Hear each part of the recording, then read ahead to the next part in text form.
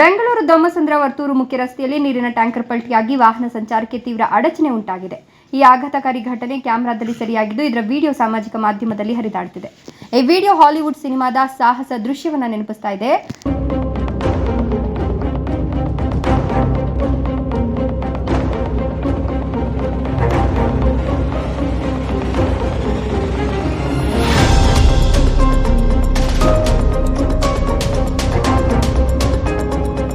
ಚಾಲಕ ವಾಹನದ ನಿಯಂತ್ರಣ ಕಳೆದುಕೊಂಡು ಅಪಘಾತ ಸಂಭವಿಸಿದೆ ಅಂತ ವಿಡಿಯೋ ತೋರಿಸ್ತಾ ಇದೆ. ಅದೇ ರಸ್ತೆಯಲ್ಲಿ ಪ್ರಯಾಣಿಸುತ್ತಿದ್ದ ಕಾರಿನಲ್ಲಿ ಅಳವಡಿಸಲಾದ ಹಿಂಭಾಗದ ಡ್ಯಾಶ್ ಕ್ಯಾಮ್ನಲ್ಲಿ ಈ ವಿಡಿಯೋ ಸೆರೆಯಾಗಿದೆ.